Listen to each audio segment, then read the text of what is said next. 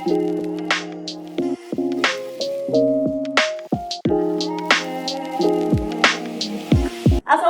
warahmatullahi wabarakatuh. Halo Sobat Seni. Nah, kembali lagi bersama aku nih, Wismayati. Nah, kali ini kita kedatangan orang yang tentunya mahasiswa dari UNY. jurusannya. Seni rupa. Nah, sekarang sudah semester berapa nih kira-kira? Saya semester 6. Oke, nah dari background narasumber kita kali ini tentu saja sudah mulai tahu dong kita akan membahas topik apa. Kita akan membahas tentang bagaimana pengalaman dari Mbak Ledis selama berkuliah di UNY di jurusan seni rupa. Oke. Nah, kita langsung aja nih ya. Pertanyaan yang pertama. Kenapa sih Mbak Ledis kiranya memilih UNY dan jurusan seni rupa gitu? Pertama, makasih atas waktunya. Jadi yang pertama ini saya akan membahas kenapa memilih UNY. Nah, jadi untuk memilih UNY itu saya dulu nggak tahu UNY itu bagaimana, kota Jogja itu gimana. Nah, jadi saya ngikut senior. Nah, senior saya itu UNY tapi dia di tata busana. Nah, jadi mungkin tata busana berkaitan dengan seni. Nah, jadi ketika saya pengennya itu sebenarnya keisi, tapi nggak ada peluang maksudnya di zaman saya itu ada kayak peluang kakak tingkat, nah gitu. Nah jadi di tempat saya nggak ada yang pernah keisi, nah jadi dari situ aku ke UNY ini, lihat nih UNY pengumuman, berarti aku harus kesini gitu. Jadi sistemnya aku nggak tahu sama sekali, jadi aku daftar di situ. Baru jurusannya, nah aku tuh udah mencoba di luar seni, nah selalu gagal, ada aja hal yang lucu, yang aneh, untuk apa ya, kayaknya aku nggak di sini deh gitu. Nah jadi aku mencoba seni karena aku juga udah kayak senang waktu dari kelas SD. Nah aku udah belajar seni, mengenal seni gimana, nah seperti itu.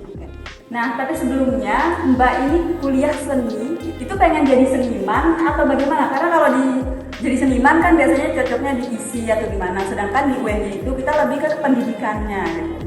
Masih ingin jadi seniman atau sebenarnya mau jadi pendidik sih? Oh, kalau dari saya sendiri, saya tidak menetapkan terpatok untuk apa gitu. Tapi sistemnya fleksibel, mungkin ketika ada peluang saya di situ. Dan untuk menjadi seniman atau menjadi guru itu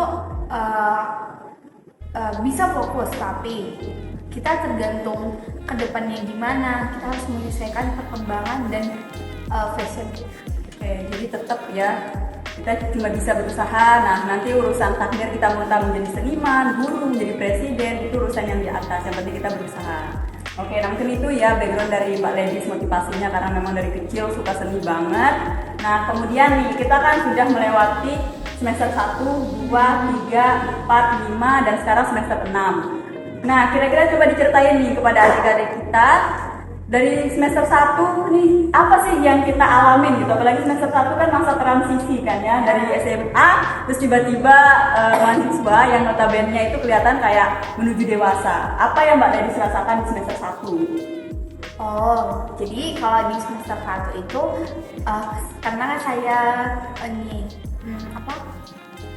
anak pandemi. Nah, jadi waktu semester 1 agak kewalahan nih karena kan di saat kelas 3 SMA juga kewalahan juga karena pandemi tiba-tiba masuk kuliah. Nah, di sini kita agak-agak kayak kebingungan, keteleran, segala macam. Ya udah, ya sebisa mungkin kita kerjain, tapi kita juga harus lebih banyak belajar lagi biar sesuai sama prosedur perkuliahan.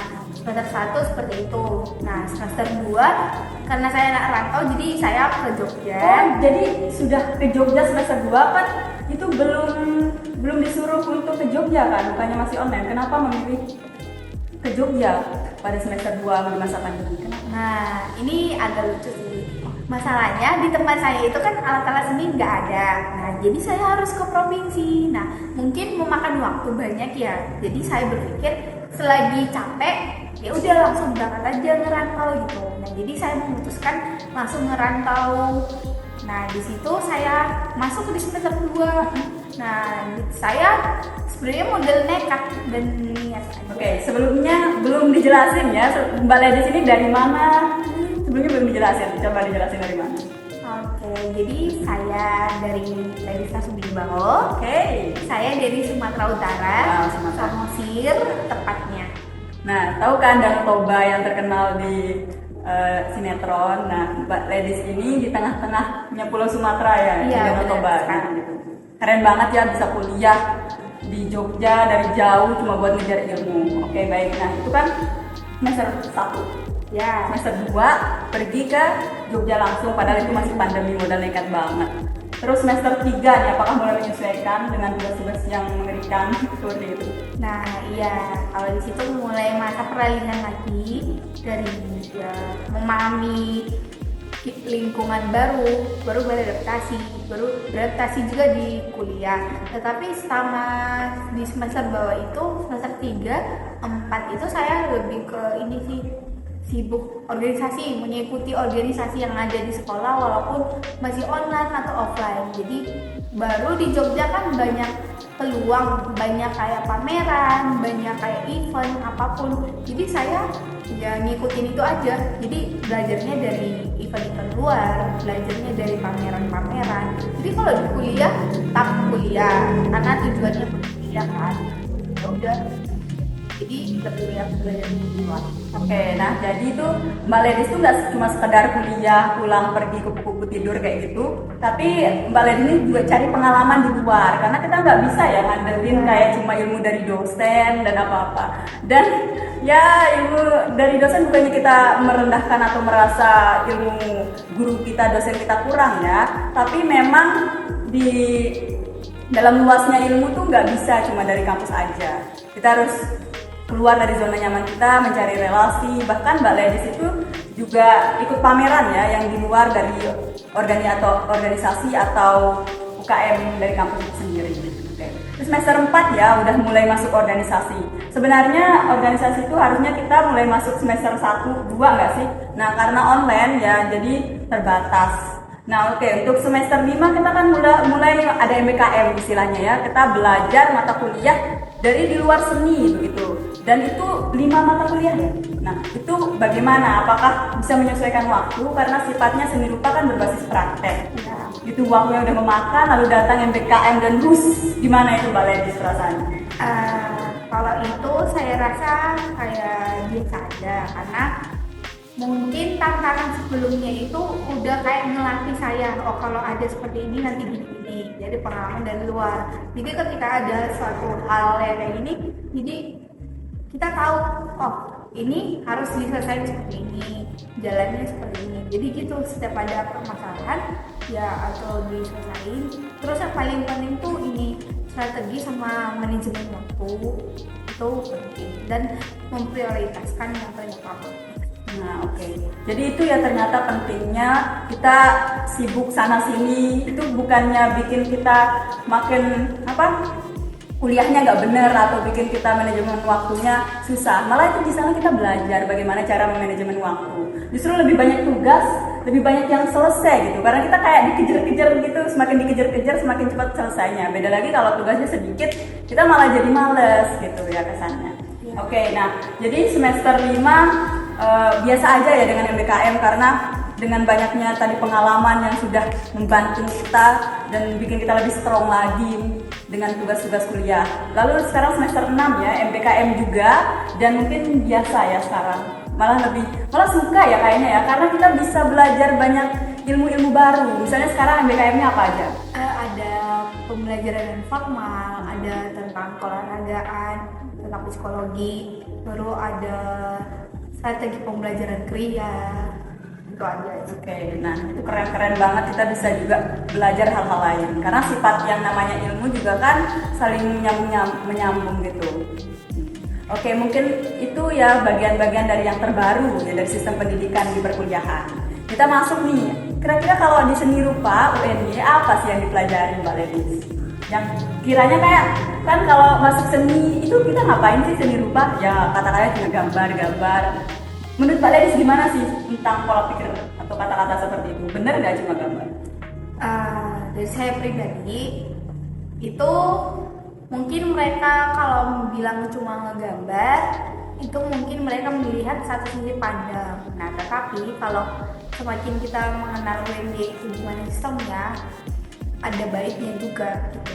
Jadi di UNY itu memang lebih ke mendidiknya gimana kamu menjadi guru, nah bukan menjadi seniman. Nah, jadi pembelajaran yang murni sebenarnya ada di pembelajaran di UNY, tapi penataan dan sistemnya itu lebih, misalnya di murni 100%, kalau di UNY itu 50%. Nah, seperti itu. Jadi baru di sampingnya lagi 50%-nya lagi masuk teori mengenai kependidikan. Nah, kependidikan ini dikaitkan lagi kepada teori-teori tentang seni itu. Jadi saling berhubungan. Jadi seimbang 50-50%. Oke, nah itu ya. Kemudian pertanyaan saya yang biasanya adik-adik kayak insecure ya dengan skill gambarnya gitu. Nah, menurut Mbak Ledis harus nggak sih kita harus bisa ngegambar secara realis gitu untuk masuk UNY seni rupa? Kalau untuk masuk, menurut saya iya, karena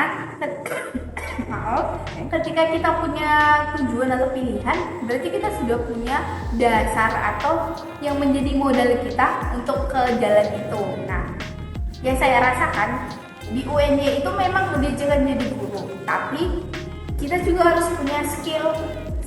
Walaupun skillnya yang bagaimana konsepnya, ya kita harus memiliki itu. Jadi ketika kita memiliki, maupun kita mengembangi sesuai dengan ilmu yang UNY, itu udah jauh tingkatannya lebih mudah dan kita dapat menguasai. Tidak menguasai secara banyak, tapi setidaknya kita paham. Nah, untuk skill menggambar itu harus sih. Nah, jadi mungkin jatuhnya itu kita terlatih di lapangan. Masa ya kita dari UNY seni rupa menggambar, nanti di lapangan kita nggak bisa apa-apa, nanti disuruh, Bu ini mau gambar apa gitu. Nah, sedangkan kita cuma ngasih arahan teori, tapi kita nggak bisa mempraktekkan. Nah, itu menjadi suatu pedoman yang harus diperhatikan. Oke, nah jadi intinya ya, nggak usah terlalu insecure kalau nggak bisa gambar. Karena ini kan kuliah, itu niatnya belajar, bukan bekerja yang tuntutannya harus sempurna kan. Jika kalian masih ingin kuliah seni rupa tapi belum bisa gambar, ya nggak apa-apa, ya belajar aja dari sekarang, siapin apa aja yang harus dipelajari. Nah kemudian nih, ada sebenarnya yang baru dari mata kuliah seni rupa ya, yang mungkin dalam pandangan adik-adik itu cuma sekedar gambar-gambar manual biasa. Coba ceritain, ada mata kuliah apa sih yang menarik nih, yang kayaknya keren di masa sekarang? Animasi atau apa? Yang sekarang itu lebih ke ini sih, mungkin ke animasi, jatuhnya itu mungkin ke digital ya, karena sesuai perkembangan ya. Nah jadi kita bisa, yang paling serunya itu ketika kita ke digital, kita harus manual dulu. Nah dari manual kita ke digital, nah dari digital baru kita bisa ngasilin karya. Itu yang paling menarik. Mungkin ini udah umum di kalangannya semua, tapi itu paling dasar yang menariknya. Kalau yang paling banyak lagi masih ada.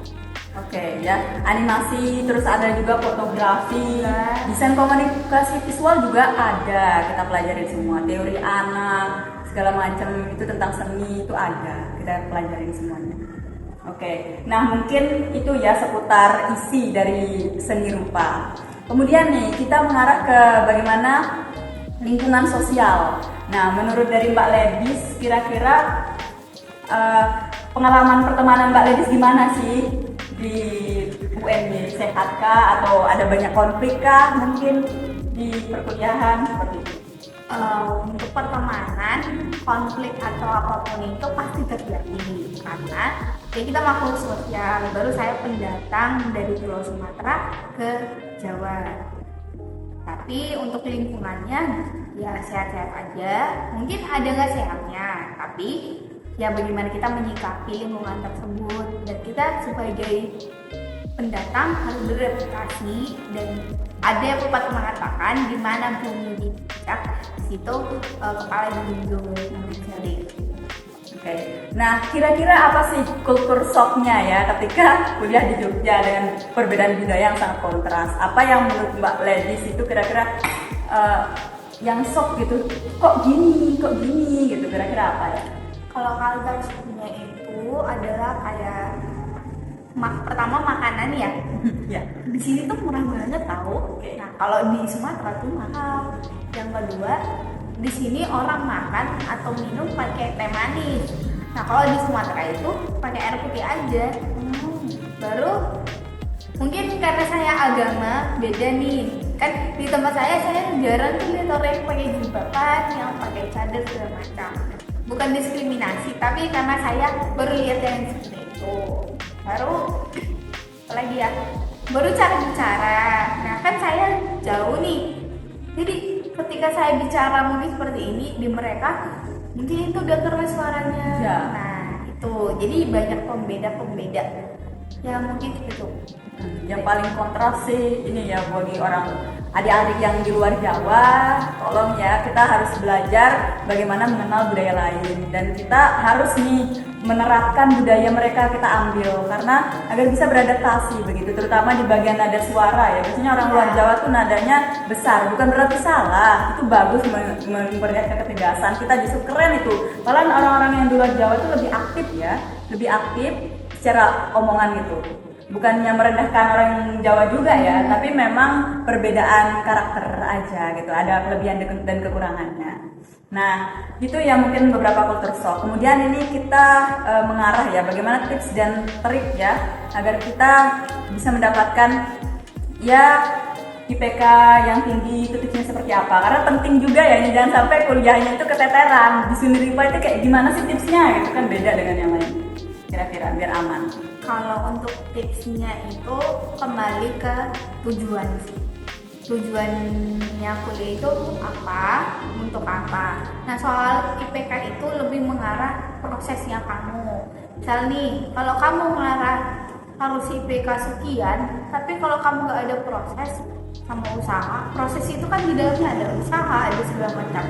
Nah, kalau kamu fokus, aku fokusnya cuma dinilai, tapi kamu nggak ada proses, nggak ada aksi, ya sama aja. Jadi kamu harus berproses dulu untuk hasilnya itu bagaimana, itu kan nggak bisa itu di luar kendali kita ya. Nah, jadi selagi kamu percaya aja, dan kedua selagi kamu lakukan yang terbaik, maka hasilnya baik.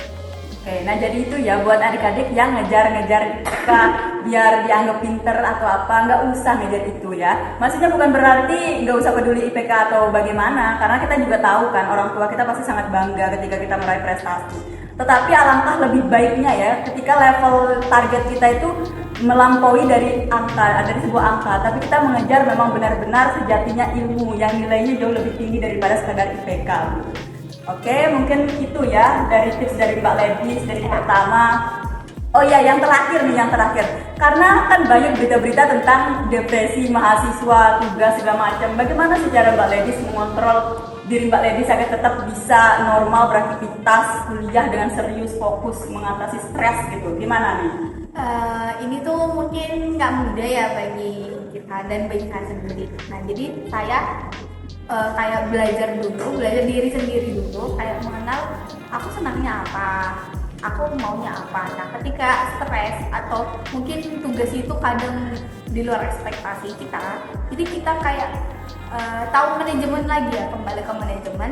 Bagaimana mungkin kita udah nge-targetin ini dikerjain dulu. Nah, kalau udah lelah ya istirahat aja, ya lakuin kesenangan. Nah, setelah itu ya lanjut lagi sesuai dengan prosesnya kamu bagaimana. Nah, lebih ke situ sih, dan lebih menikmati. Bisa santai tapi ya harus sesuai target. Oke, jadi lebih ke memahami diri kita sendiri, kemampuan kita apa, kelebihan dan kekurangannya kita apa. Dan kalau kita seandainya lagi down, nggak apa-apa kita menikmati, itu namanya fase-fase hidup ya. Kita pasti akan merasakannya, itu wajar, nggak apa-apa sekali 2 kali, asalkan kita bangkit lagi nih, bangun self awareness, kita beri penghargaan sama diri sendiri, mencintai diri sendiri, itu lebih penting sekali. Oke, mungkin itu ya. Nah, sedikit nih closing statement dari Mbak Ledis, apa sih kata-kata yang harus kita jadi prinsip ketika kita kuliah itu? Prinsip ketika kuliah, ya mungkin dari saya, prinsipnya adalah lakukanlah yang terbaik, bekerja keraslah dan cerdas, dan paling utama tetap berdoa kepada Tuhan. Lakukanlah bagianmu sebagai manusia, selebihnya berikan kepada Tuhan. Wah, luar biasa sekali ya closing statement, saya jadi merinding didengarnya. Oke, terima kasih ya Mbak Ledis atas ilmunya. Semoga bagi adik-adik ini sangat bermanfaat ya ilmu dari Mbak Ledis. Pengalamannya ini benar-benar real, realitanya dari Mbak Ledis. Dan memang Mbak Ledis ini sosok yang rajin dan juga memiliki banyak pengalaman sana sini. Saya aja dapat link ikut magang atau ikut bersama mendapatkan pengalaman jadi volunteer itu dari Mbak Ledis. Oke teman-teman, semoga kalian juga bisa kuliah di UNJ jurusan seni rupa. Walaupun kayaknya kita nggak ketemu ya karena sebentar lagi mau lulus ya. Amin, doain kami ya agar skripsinya KKN PK-nya lancar. Oke, mungkin itu sekian dari kami. Terima kasih sudah menonton sampai detik ini. Sekian, wassalamualaikum warahmatullahi wabarakatuh. Sampai jumpa. Terima kasih Mbak Ledis.